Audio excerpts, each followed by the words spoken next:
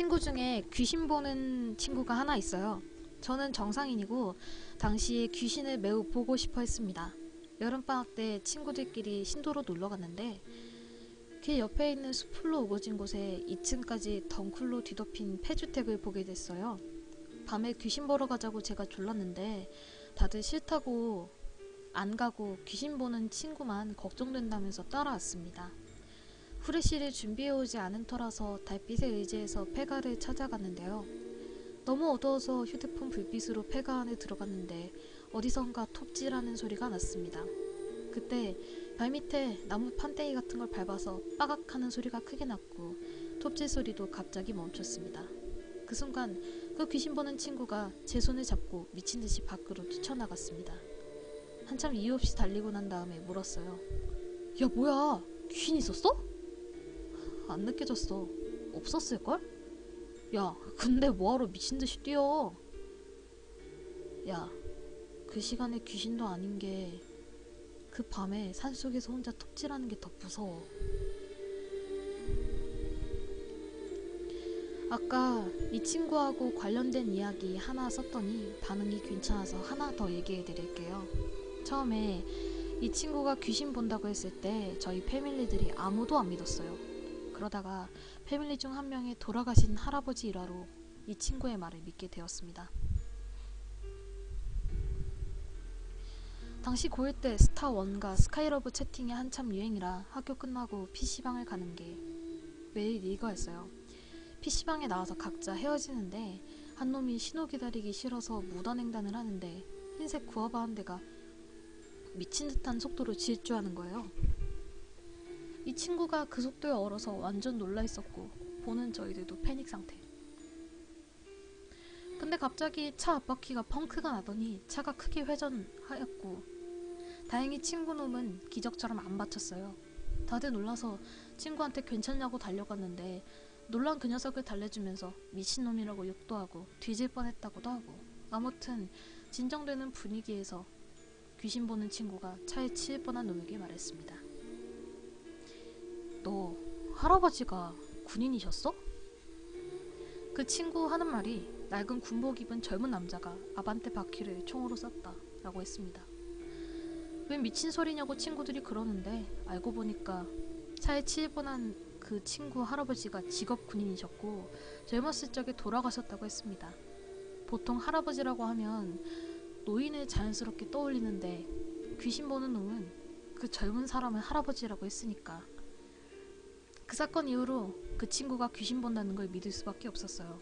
아무튼 그 친구랑 재수가 없는 건지 이 친구랑 있으면 뭔가 신기한 일이 많이 일어났습니다.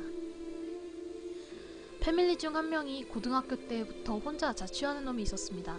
집안 사정이 좀 복잡한 놈이라 그랬는데 아무튼 저희 친구들은 그 새끼 집을 아직 들어삼았습니다. 그 친구가 학교에 가까운 곳으로 집을 옮긴다고 해서 저희 패밀리들은 욕을 하면서 그 친구 이사를 도와줬습니다. 그 친구 놈이 새로 이사오는 원룸 빌라 건물을 보자마자 그 친구에게 말했어요. 야, 여기 집값 싸? 어떻게 알았어? 귀신 보는 친구는 더 이상 아무 말도 하지 않았습니다. 저희는 이사를 도와주고 저희는 모범생과는 거리가 먼 학생들이었기 때문에 바로 중국 요리 시켜서 술판을 벌였습니다. 근데 그날 패밀리 5명 중에 귀신 보는 친구 빼고 3명이 전부 가위에 눌렸습니다. 웬 이상한 여자가 나란히 누워있는 친구들 위를 꿈틀대면서 기어다녔다는 거예요. 저는 귀신은커녕 가위조차 눌리지 않는 사람이라서 가위는 눌리지 않고 친구들이 가위 눌린 내용을 꿈에서 똑같이 보았습니다. 깨어나서 친구들이 가위 얘기를 하니까 나도 이지랄을 떨고 있었어요. 저희 4명은 벙쪄 있는데 귀신 보는 친구가 종이에 뭔가를 적어서 벽 높은 곳에 붙여두었습니다. 그게 뭐냐고 친구들이 물어보니까 어렸을 적에 할머니가 귀신들이 싫어하는 말이라고 가르쳐준 거라고 했습니다. 그 친구 표현을 빌자면 그 이상한 문자를 보기만 해도 귀신들은 머리가 터지려고 한다고 했습니다. 이사한 친구는 겁주지 말라고 고래고래 소리를 질렀습니다. 귀신 보는 친구 놈은 이것만 붙여놓으면 아무 일도 없을 것이니 괜찮다고 했습니다. 아무튼 그 일 이후로 이사한 친구는 가위는커녕 새집 좋다고 했습니다. 근데 어느 날인가 일어나면 귀가 아프다고 징징댔습니다. 귀신 보는 친구가 뭔가 이상하다면서 그 집에 같이 가서 하룻밤 잠을 자고 왔습니다. 그리고 친구놈한테 이어폰 같은 거 끼고 음악 조용히 틀어놓고 자라고만 하고 어떤 이유도 말해주지 않았습니다. 나는 궁금해서 귀신 보는 친구에게서 겨우 이유를 드러냈습니다. 그 귀신이 다리가 완전히 부러져서 처음 가위 눌렸을 때 서지 못하고 기어다녔다고 해요. 그리고 벽 높은 곳에 붙어있는 것까지 손이 안 닿으니까 벽에 붙어서 계속 손톱으로 닿지 않는 벽을 미친듯이 긁어댔다고 합니다. 그러면서 끊임없이 손톱이 벽에 긁히는 소리가 쇠 긁는 것 마냥 들렸다고 합니다. 그리고 시크하게 나중에 조만간 제풀이 지쳐 나갈 것이니 걱정 말라고 했어요. 아무튼 전 당시에 귀신을 매우 보고 싶어하는 사람이었습니다. 그래서 그 친구랑 길을 걸을 때면 공사장이나 빈집이나 빈 건물 같은 것만 보이면 야, 저기 귀신 있어? 저기는? 이렇게 수시로 질문을 던졌고 그 친구는 없어, 없네, 없다 이런 식의 대답의 순환이었어요. 당시에 9월 주공 아파트가 재개발되기 전이었는데 아파트 단지도 엄청 크고 오래됐습니다. 그 단지를 지나가는데 한 4층 호수 하나가 유리도 다 깨져 있고 되게 의심스러워 보였습니다. 야, 저긴 어때? 있어? 있어? 그런 거 같네. 전 완전 기뻤어요. 들어가서 귀신 보러 가자고 그 녀석 팔을 잡아당겼는데 그 친구는 끌려가는 내내 부질없는 짓이라고 했습니다. 잠겨있으면 낭패라고 생각했는데 그 집 현관 앞에 갔는데 문이 안 잠겨 있었어요. 들어가니까 뭐 완전 쓰레기장이 따로 없었어요. 대충 이사하고 쓰레기 남겨두고 간 것 마냥. 근데 오후였고 빛도 잘 안 들어오고 의심스럽긴 했지만 뭐 별다른 건 없었어요. 야, 여기 귀신 있는 거 맞아? 어린 여자애 한 명 있어. 안 보여. 보이겠냐? 미친 새끼. 이러고 완전 후회하면서 밖으로 나가려고 하니까 친구놈이 절 막았습니다. 야, 조금 이따 더 나가자. 기다려. 아, 왜? 귀신도 안 보이는데. 닥치고 기다려. 그리고 그 흉흉한 집에서 40여 분 동안 쓰잘데기 없는 대화와 핸드폰으로 문자나 하면서 시간을 때웠습니다. 이제 나가자. 뭐야 이 새끼. 그리고 나와서 길을 걷는데 친구놈이 말해줬습니다. 그 집 창밖에서 그 꼬마의 엄마랑 아빠가 너 엄청 노려보고 있더라. 아 진짜? 아 왜 그걸 지금 말해. 그때 그냥 나갔으면 걔네 부모들이 오해하고 너한테 붙었을 거니까.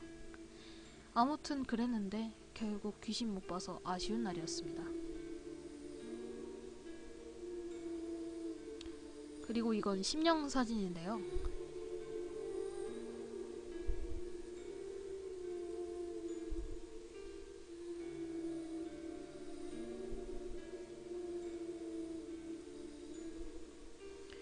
당시 토요 미스테리에서 심령 사진에 대한 주제로 다큐식으로 취재하다가 이 사진이 나왔습니다.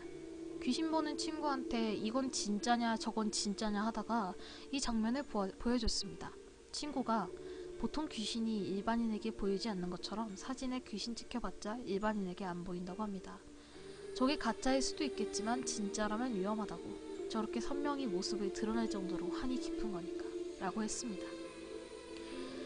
친구 과거 이야기예요. 막상 자려고 누웠는데 잠이 안 왔어요.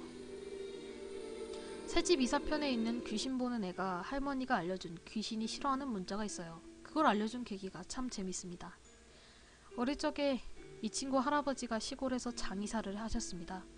의자는 부정탄다고 할아버지만 관계 있었던 듯합니다. 지금에야 보람상전이 뭐니 하지만 그땐 등 달고 천막치고 꽃상여하고 그런 게 일반적이었다고 해요. 어느 날 방학 맞아 시골에 갔는데 시기에 안 맞게 초상집이 생기고 할아버지는 이 친구를 다시 집으로 보내려 했지만 이 친구가 싫다면서 바득바득 우겼습니다. 결국 어쩔 수 없이 할아버지가 두 손 두 발 다 대고 이 친구를 절대 작업하는 곳 같은데 절대 들이지 못하게 했습니다. 근데 어린애들이 다들 그렇듯이 호기심은 말릴 수 없었나고 합니다. 우연히 할아버지가 염을 하는 걸 보게 되고 할아버지 할머니 없는 몰래 마루에서 염을 하는 신용을 하면서 놀았다고 합니다. 그렇게 혼자 놀고 있었는데 자기도 모르는 사이에 웬 젊은 여자가 눈앞에 와 있었다고 합니다. 누구세요? 지금 할아버지 할머니 안 계시는데. 꼬마야, 너 염도 할 줄 아니? 응, 할아버지가 하는 거 봤어요. 그럼 나도 네가 염해줬으면 좋겠네. 네, 아줌마도 해줄게요. 그리고 갑자기 담 밖에서 개가 미친 듯이 짖고 그 소리에 놀라 잠깐 고개를 돌렸다가 여자가 사라졌다고 합니다. 그리고 할아버지 할머니가 곧 돌아오셨고 친구는 전혀 신경 쓰지 않았습니다. 할아버진 장례 일 때문에 밤 늦게까지 바쁘셨고 할머니는 그런 할아버지 때문에 덩달아 이것저것 챙기시느라 바쁘셨어요. 친구는 혼자 자게 됐고요. 그 친구 시골집이 완전 전통 한옥식이라서 방문도 창호지 같은 문이었다고 합니다. 자고 있는데 방문이 미친듯이 흔들리는 소리에 친구가 잠이 깼습니다. 할아버지? 할머니? 하면서 방문을 여는 순간 아까 낮에 봤던 젊은 여자가 거의 날아오듯 방으로 들어와서 친구는 목을 조르기 시작했습니다. 그 여자가 거짓말을 했다면서 친구의 목을 조르기 시작했다고 하는데 친구가 고통스러워하면서 킥킥거리고 있었는데 때마침 할머니가 집에 돌아오시는 소리가 먼 곳에서 들렸고 여자가 사라졌다고 합니다. 방문이 열려있고 안에서 자고 있어야 될 손자가 킥킥대고 있으니까 할머니가 놀라서 들어왔어요.